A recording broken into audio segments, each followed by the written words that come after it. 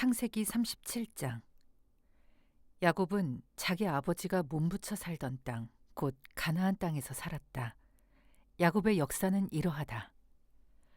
17살 된 소년 요셉이 아버지의 첩들인 비라와 실바가 낳은 형들과 함께 양을 치는데, 요셉은 형들의 허물을 아버지에게 일러 바치곤 하였다.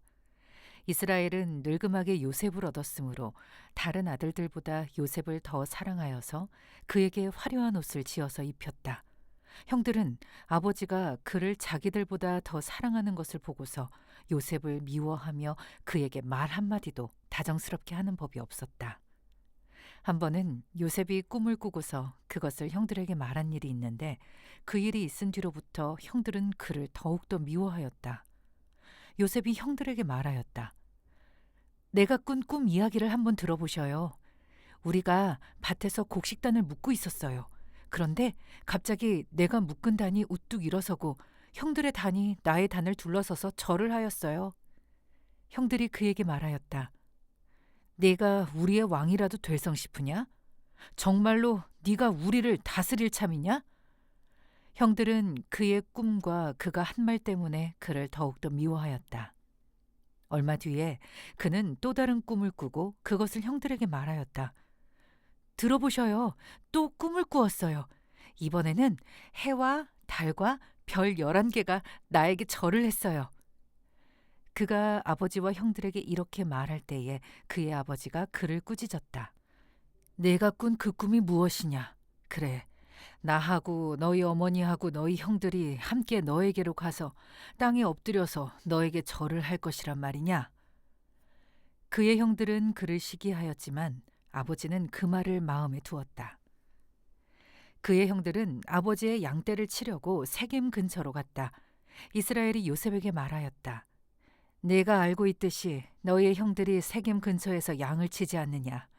내가 너를 너희 형들에게 좀 보내야겠다. 요셉이 대답하였다.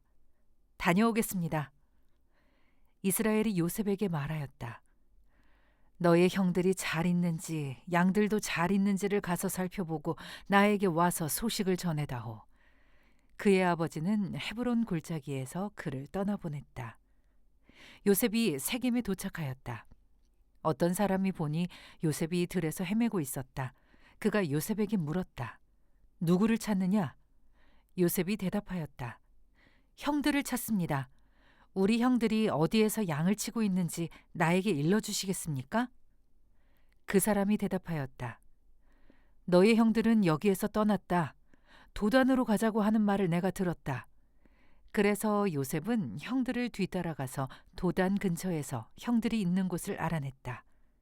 그런데 그의 형들은 멀리서 그를 알아보고서 그를 죽여버리려고 그가 그들에게 가까이 오기 전에 음모를 꾸몄다. 그들은 서로 마주보면서 말하였다. 야, 저기 꿈꾸는 녀석이 온다. 자, 저 녀석을 죽여서 아무 구덩이에나 던져놓고 사나운 들짐승이 잡아먹었다고 하자. 그리고 그 녀석의 꿈이 어떻게 되나 보자. 르우벤이 이 말을 듣고서 그들의 손에서 요셉을 건져내려고 그들에게 이렇게 말하였다. 목숨만은 해치지 말자. 피는 흘리지 말자. 여기 들판에 있는 구덩이에 그 아이를 던져넣기만 하고 그 아이에게 손을 대지는 말자. 르우벤은 요셉을 그들에게서 건져내서 아버지에게 되돌려 보낼 생각으로 이렇게 말한 것이다. 요셉이 형들에게로 오자 그들은 그의 옷, 곧 그가 입은 화려한 옷을 벗기고 그를 들어서 구덩이에 던졌다. 그 구덩이는 비어 있고 그 안에는 물이 없었다. 그들이 앉아서 밥을 먹고 있는데 고개를 들고 보니 마침 이스마엘 상인 한 떼가 길르앗으로부터 오는 것이 눈에 띄었다. 낙타에다 향품과 유향과 모략을 싣고 이집트로 내려가는 길이었다. 유다가 형제들에게 말하였다. 우리가 동생을 죽이고 그 아이의 피를 덮는다고 해서 우리가 얻는 것이 무엇이냐? 자, 우리는 그 아이에게 손을 대지는 말고 차라리 그 아이를 이스마엘 사람들에게 팔아넘기자. 아무래도 그 아이는 우리의 형제요, 우리의 피부치이다. 형제들은 유다의 말을 따르기로 하였다. 그래서 미디안 상인들이 지나갈 때에 형제들이 요셉을 구덩이에서 꺼내어 이스마엘 사람들에게 은 20냥에 팔았다. 그들은 그를 이집트로 데리고 갔다. 르우벤이 구덩이로 돌아와 보니 요셉이 거기 없었다. 그는 슬픈 나머지 옷을 찢고서 형제들에게 돌아와서 말하였다. 그 아이가 없어졌다. 나는 이제 어디로 가야 한단 말이냐? 그들은 순념소 한 마리를 죽이고 요셉의 옷을 가지고 가서 거기에 피를 묻혔다. 그들은 피 묻은 그 화려한 옷을 아버지에게로 가지고 가서 말하였다. 우리가 이 옷을 주었습니다. 이것이 아버지의 아들의 옷인지 잘 살펴보시기 바랍니다. 그가 그 옷을 알아보고서 부르짖었다. 내 아들의 옷이다. 사나운 들짐승이 그 아이를 잡아먹었구나. 요셉은 찢겨서 죽은 것이 틀림없다. 야곱은 슬픈 나머지 옷을 찢고 베옷을 걸치고 아들을 생각하면서 여러 날을 울었다. 그의 아들딸들이 모두 나서서 그를 위로하였지만 그는 위로받기를 마다하면서 탄식하였다. 아니다. 내가 울면서 나의 아들이 있는 수올로 내려가겠다. 아버지는 잃은 자식을 생각하면서 울었다. 그리고 미디안 사람들은 이집트에서 요셉을 보디발이라는 사람에게 팔았다. 그는 바로의 신하로서 경호대장으로 있는 사람이었다. 창세기 38장. 그 무렵에 유다는 형제들에게서 떨어져 나가 히라라고 하는 아둘람 사람이 사는 곳으로 가서 그와 함께 살았다. 유다는 거기에서 가나안 사람 수아라고 하는 사람의 딸을 만나서 결혼하고 아내와 동침하였다. 그가 임신하여 아들을 낳으니 유다가 그 아들 이름을 에르라고 하였다. 그가 또 임신하여 아들을 낳았다. 이번에는 아이의 어머니가 그 아들 이름을 오난이라고 하였다. 그가 또다시 아들을 낳고 이름을 셀라라고 하였다. 그가 셀라를 낳은 곳은 거십이다. 유다가 자기 맏아들 에르를 결혼시켰는데 그 아내의 이름은 다말이다. 유다의 맏아들 에르가 주님께서 보시기에 악함으로 주님께서 그를 죽게 하셨다. 유다가 오난에게 말하였다. 너는 형수와 결혼해서 시동생으로서의 책임을 다해라. 너는 내 형의 이름을 이을 아들을 낳아야 한다. 그러나 오난은 아들을 낳아도 그가 자기 아들이 안 되는 것을 알고 있었으므로 형수와 동침할 때마다 형의 이름을 이을 아들을 낳지 않으려고 정액을 땅바닥에 쏟아버리곤 하였다. 그가 이렇게 한 것이 주님께서 보시기에 악하였다.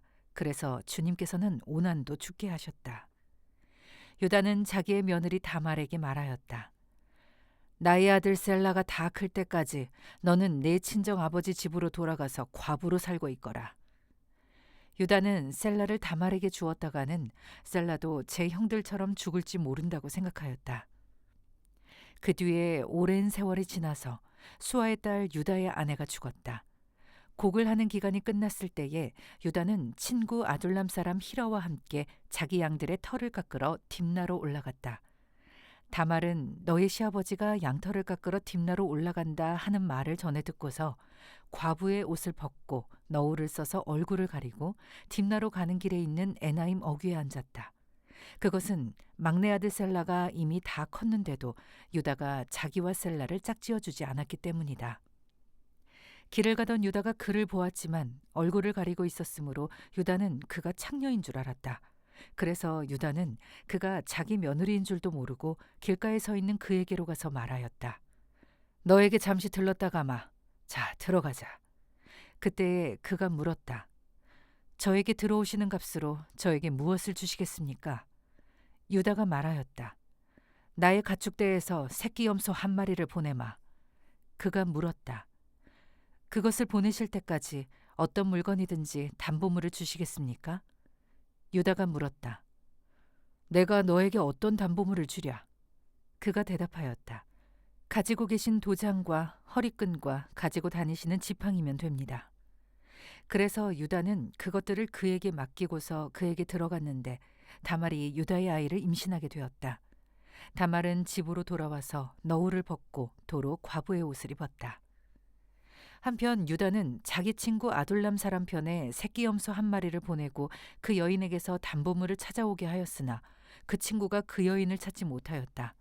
그 친구는 거기에 사는 사람들에게 에나임으로 가는 길가에 서 있던 창녀가 어디에 있느냐고 물었다.